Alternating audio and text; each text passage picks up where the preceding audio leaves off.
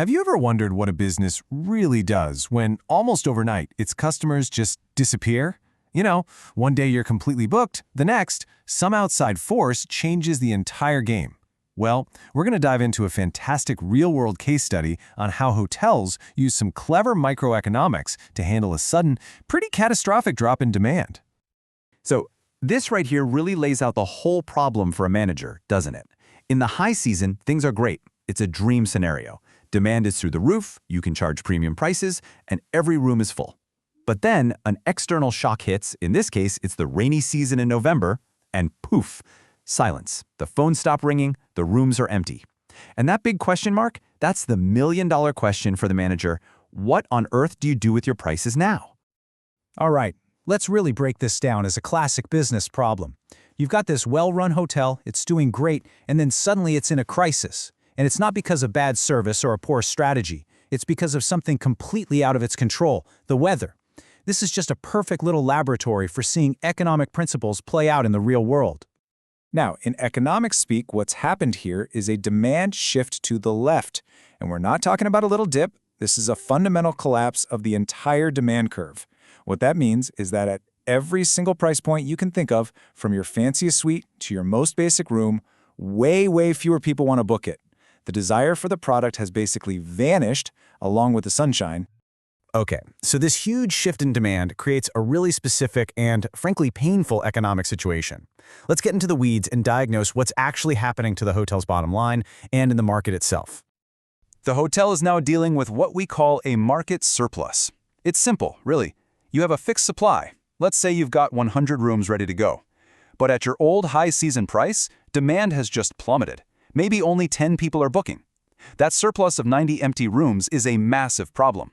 See, every empty room is a perishable asset. You can't sell last night's empty room today. It's just lost revenue forever. So you might be thinking, all right, why not just close up shop for a month until the sun comes back? Well, this slide shows you exactly why that's not an option. Fixed costs. These are the expenses that don't care if you have one guest or 100. You still have to pay your staff, keep the lights on, and maintain the property.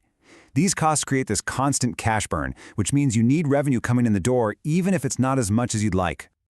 And this brings us right to the heart of the manager's problem. It's a huge dilemma. How do you bring in enough cash to cover those relentless fixed costs without just trashing the premium brand you've worked so hard to build? It's a really delicate balancing act between surviving the next few weeks and protecting your long-term reputation. And here is the really dangerous part. The equilibrium price, that's the theoretical price where supply perfectly meets demand, has crashed.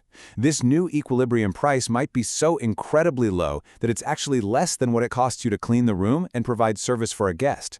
So if you just slash prices to that new low point, you'd literally be losing money on every single person who walks through the door. A simple price cut is a recipe for disaster.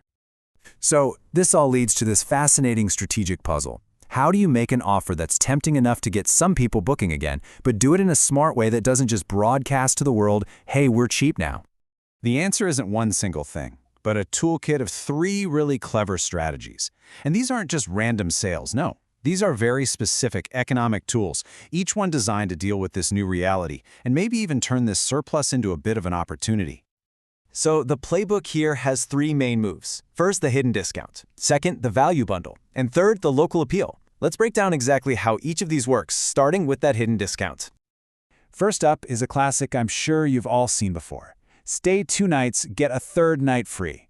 Now, to us as customers, that sounds like a great bonus, right? A freebie. But from the hotel's perspective, it's a very carefully designed way to offer a targeted price cut. And the math on this is what makes it so powerful. When you get 1 night free on a 3-night stay, you're effectively getting a massive 33% discount on the average nightly cost. That's a huge saving, but it's framed psychologically as a gain, a free night, not just as a cheapened price. And this is the absolute genius of the strategy. The official advertised price of the room, what we call the headline rate, it stays exactly the same on all the booking websites. So they've managed to lower the effective price for certain customers, all without damaging the public perception of their brand's value. It's brilliant. Okay, the second strategy is a totally different approach.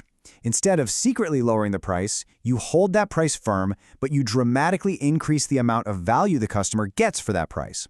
This completely changes the conversation from how much does it cost to look at everything I get.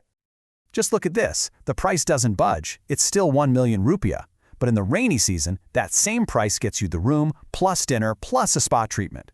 For the guest, the value proposition just went through the roof. And for the hotel? Well, think about it. The extra cost of making one more dinner when the kitchen is already staffed or giving a spa treatment when the therapists are already there, that marginal cost is super low. It's a fantastic way to make the offer irresistible without cutting the price. Now, the third strategy is a really smart pivot in who you're even trying to sell to.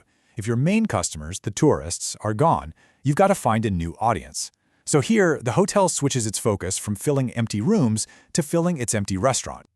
And they do it with a really aggressive offer. They slash the price of their popular seafood dinner by a full 50%. This isn't just a happy hour special. This is a huge signal to a very specific group of people. It's designed to get bodies in the door, even if you don't make much on the dinner itself. And who is this new target? It's the local population. The thinking here is just spot on. A local person deciding where to go for a nice dinner doesn't really care if it's raining, but a tourist's whole vacation plan is ruined by it. So by offering an amazing deal at a fancy hotel restaurant, you can pull in this whole other customer base that's way more resilient to the weather and generate that cash flow you desperately need. So when you put it all together, what's the big lesson here?